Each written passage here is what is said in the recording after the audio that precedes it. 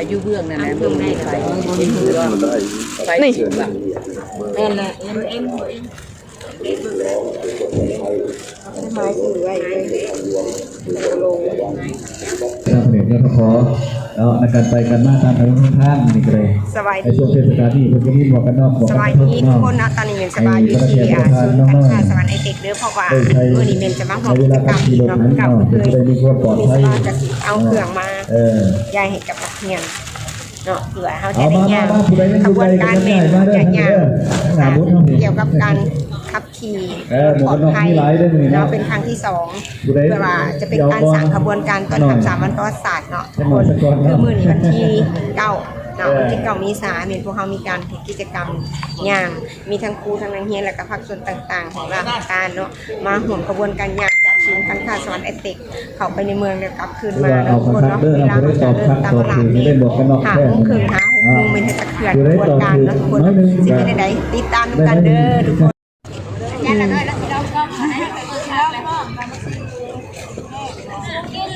ตอนนี้เมนกำลังเริ่มมาเนาะ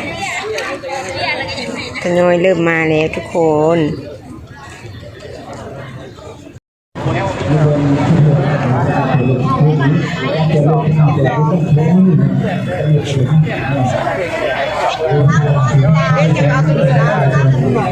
มองได้แหละ1 ไม้แหละไปใส่ตลุกเสนอพอดีเก็บเอ็มให้ยาวแล้วมีตัวเอ็มแถวก่อนเรื่องเอาเสือเป็นทั้งหน่วยแวไหมคือแวหมดแถวหาเลยแถวหาแล้วแล้วมันจะออกไปเดี๋ยววัดสวรรค์คือ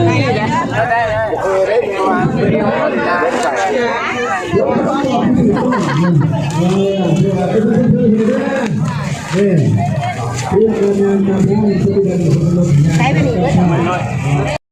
ห้องได้ไหมคะรถเครื่องแล้วนี่นะเต็มเลยมั้ยลองนุ่งเบิ้งคือสิได้เหรอนักตอบได้นี่เนาะ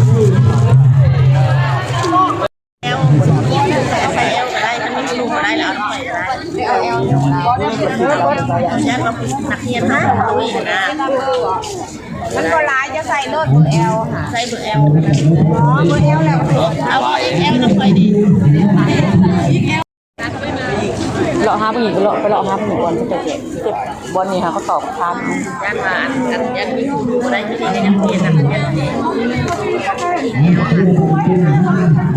นทางมา L ลายเฮ้ยไม่ได้ไม่เดี๋ยวบอกว่าอย่างไร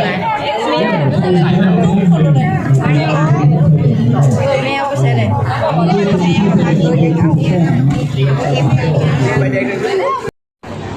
ไม่เป็นเทสลาเข้าใจระเบียบนี่ผมว่าบุคคลได้ประมาณทางคณะกรรมการแก่ผู้ทำที่ตกลงในนี้ช่วงเวลาสมมุติประสบความสำเร็จผมเข้าใจท่านผู้ปกครองสวิจิตคนหน้าคนเอกยนต์ที่ไปเลยคนส่งแขวงสระเกตถูกคนนี้สิคนนี้สิ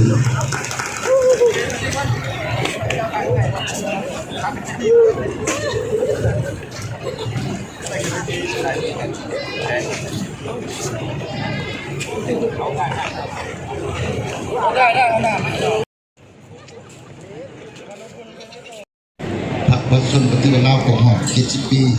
และตักเยี่ยมเฉลิมฉลองปีใหม่ลาวพ.ศ. 2568ปีมะเสงที่ใกล้ๆมาหอบนี้มื้อนี้พวกเราตกลงกันอยู่ที่นี่เพื่อจัดงานสักการะแห่งชาติด้านความปลอดภัยทางหลวงประจำปี 2025แขวงสวรรณเขตรู้สึกภาคภูมิใจและเป็นเกียรติอย่างสูงที่ถูกเลือกให้เป็นเจ้าภาพจัดงานที่มีความหมายความสำคัญนี้และพร้อมเดียวกันนี้ขอแสดงความชื่นชมกระทรวงวิทยาการและขนส่งและคณะกรรมการด้านความปลอดภัยทางหลวงแขวงสวรรณเขตที่เป็นเจ้าภาพการกักเกียนเหตุให้งานนี้สามารถจัดขึ้นตามแผนที่วางไว้แสดงความขอบใจทุกภาคส่วนและประชาชนทุกทางที่ร่วมมืออำนวยความสะดวกและประกอบส่วนข้างหน้าบรรทุกปัจจัย ได้ตัว ภาคเอกชนอีกสองตัวแล้วอันนี้คือเป็นตัวเองพอที่สองเราเอามือไอ้ให้เพิ่มขึ้นและมีชีวิตการเป็นอยู่นับมือนับทางอันเป็นดีขึ้นการนำสร้าง เก็บภาพกันเลย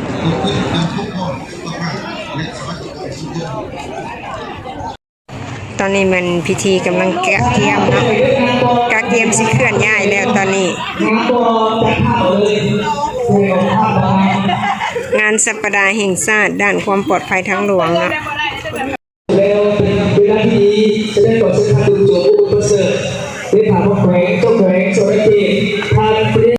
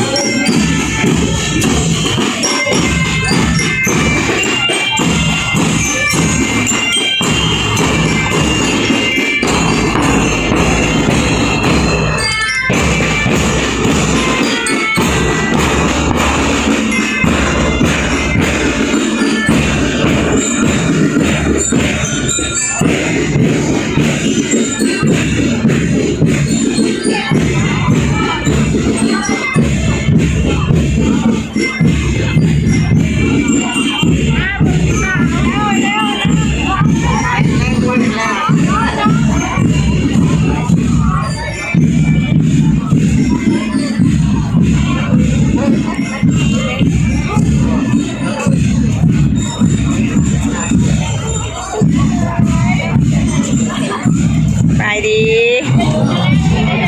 ไปดีไปเดี๋ยวสิแลนน้ำหลังเดี๋ยวสิแลนน้ำหลัง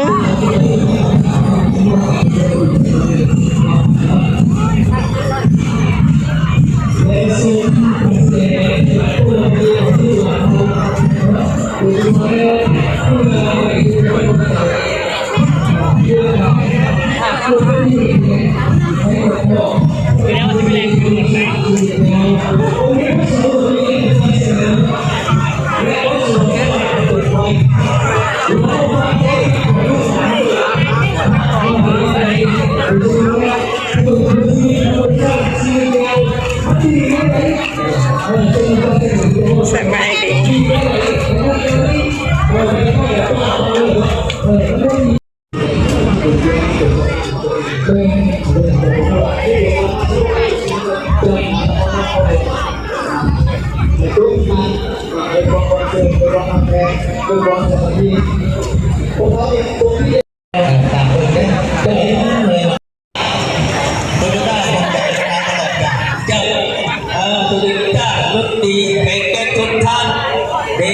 ใส่บริการหาคนได้เก็บได้แล้วต้องน้ำกาแฟไปหาคนเลยแล้วทุกท่านเนาะ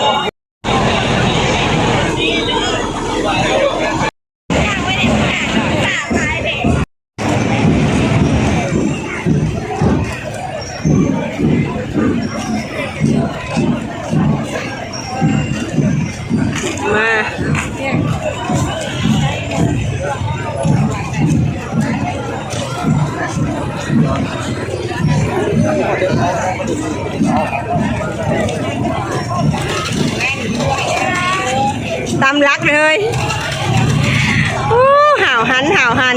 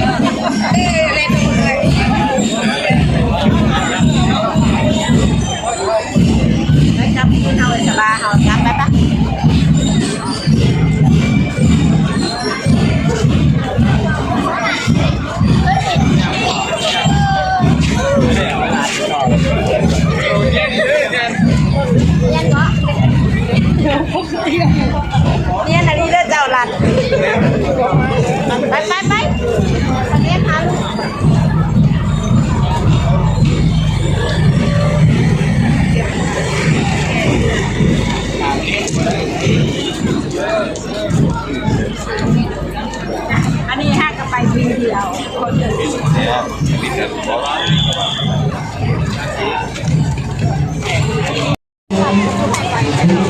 อ้หมูดุยนี่เมาเป็นเมาละ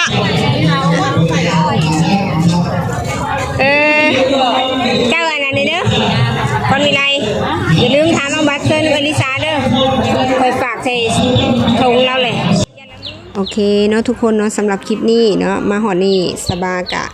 สิขอจบคลิปเพียงเท่านี้เด้อเนาะเป็นอันนี้ก็เป็นคลิปการย่างเพื่อเป็นการจัดกิจกรรมเนาะคือสบาไปห่วงกิจกรรมงานสัปดาห์แห่งชาติ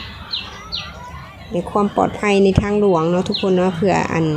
สั่งขบวนการอยู่ที่แขวงสวรรณเขตเนาะซึ่งเป็นแขวงสวรรณเขต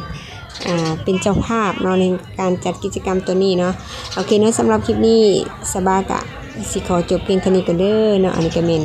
ขบวนกลับคืนมาละแล้วสิเข้าสู่สถานที่เดิมแล้วเนาะบ๊ายบายขอบใจทุกกำลังใจที่เข้ามาแม่แม่ดีโอ้ยบ่อยากลุกบ่อยากลุกถือว่าจะบอกมักนะฮะจินจุงเต็กโอ้นี่น้อยเนี่ยมอได้นี่ฮะม.1มาจากคนเบิ้งถ่ายวิดีโอนำเด้อมาจากคนลูกมา17คนโอ้เครื่องนี่ก็ของเฮียนจุ๊บจ้าบ่หรือว่าเสาของเฮียนเลยเนาะมา17คนมีโรงเรียนอื่นผสมนำโอเค